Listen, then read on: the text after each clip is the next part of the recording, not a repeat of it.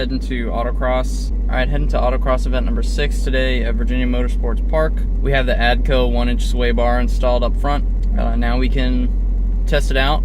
I've driven around a little bit and it feels like a huge difference, so hopefully the same thing happens on the track, and hopefully it doesn't rain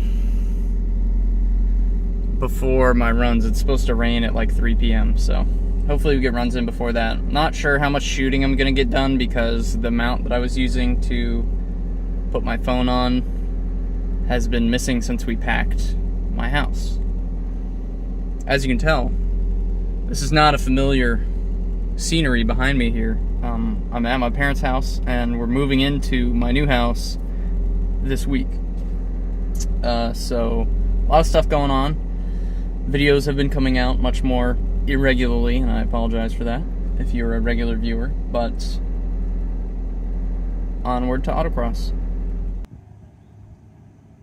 Oh, this car's low. Yeah. It is stock springs, too. 2769. You missed the gate. It just went straight. Make sure you hit that gate. You gotta go a little bit left after the first gate. You see the triple cones? It's like you have the corner cone, the first gate, and then the triple gate. Oh, yeah. To the left? 911 just plowed right through it. Go!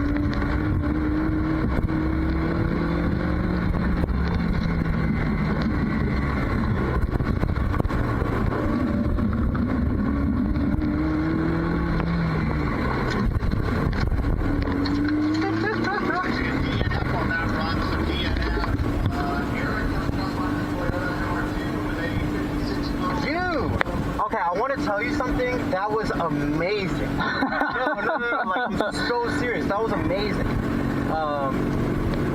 Take it out. I'll be talking after. Thank you.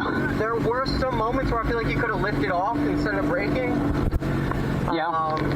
You know your car better than I do, right? You're the one driving, so you'll be the judge of that ultimately. But I think there were some instances where you were braking where you could have just lifted off the throttle, right? Yeah. And especially in a rear-wheel drive car, whenever you lift off the throttle, right. So it tends to oversteer a little bit. The front will dig. So if you're approaching a turn and you lift off, the car will turn harder. Right? So think about that next time you're going around a turn that's kind of fast, that doesn't necessitate a lot of braking. Maybe just try lifting off and feel how the car kind of digs into the turn a little bit more.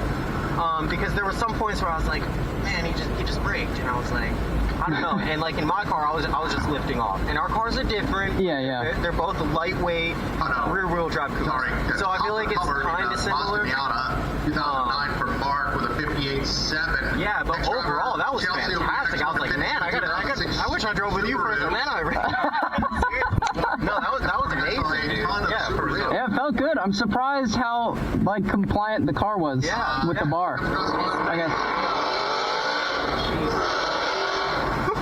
Wow. Especially right here. You see the monster going around right there? Yeah. I thought you did an amazing job right there.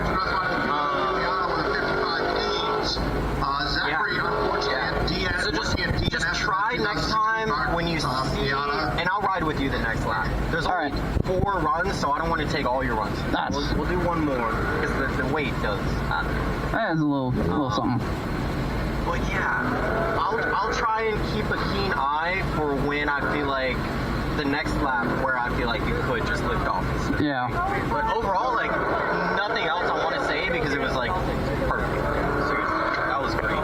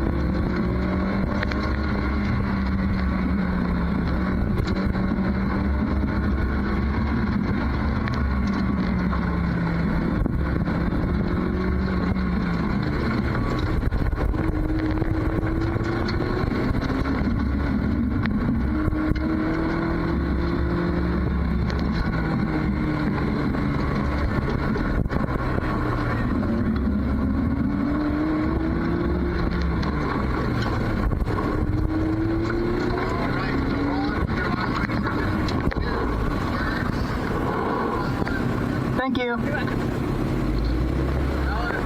seconds off your time.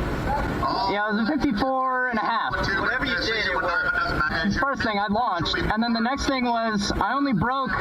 Everywhere else I just lifted, pretty much. Okay. What did you think? So I think the car is more stable when you do that. Yeah. Especially since the weight is all in the rear. I feel like when you brake, like it feels really different. Grip, right. Yeah. I saw you and you looked like you were driving real fast. It felt fast. Yeah. Keep it up, man. Whatever you did, I tried to catch up with you, but you were already in the start. Yeah, I saw. Yeah, you're doing great, man. Yeah. I still went too hot at the loops. Where? That, like, through the box, I was oversteering the whole, like, I think like 180 degrees of the loop. I was like turning the wheel to the left. Yeah. So I came in there too hot because I tried to not really brake. Yeah. It was too hot, but I think in certain areas you have to brake really hard. Yeah. Going into that bracket, every single time I came in way too hot, and it's like I almost flew through the entire bracket. I also understeered for the first time ever in this car over there. Really? And that gentle, because again, I didn't brake there, and I turned the wheel, and it just like, the wheel lost feeling. Right. When you're going through a turn, like let's just say you're on the brakes, have like maybe 10% pressure on the brakes as you're initiating the turn. Like you do your majority of your braking, and then you let go almost all the way, but you still have a little bit of pressure on the brakes, and then you slowly start turning, and as you increase your turning angle, release the brake. And that will cure your understeer. Try and blend the brakes and the steering. You don't want to be hard on the brakes while you're turning, because you'll just plow straight through it. And that's why I said like 10% brake pressure. That might help your understeer properly. But All right. it looked great, man. Mark Portanello, 51.8 plus 1. It's getting wet now, so that might be my best run. You got 2 more. It's barely sprinkling right now. Yeah. We have one more dry run, and then maybe With a cone, so he can a wet run. We'll see. Yeah. See ya.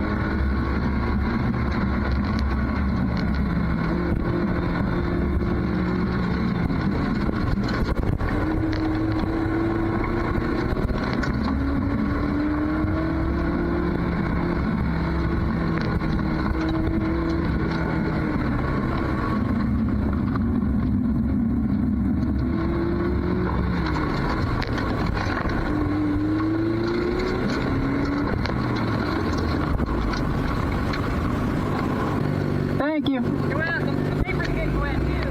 Yeah. Go.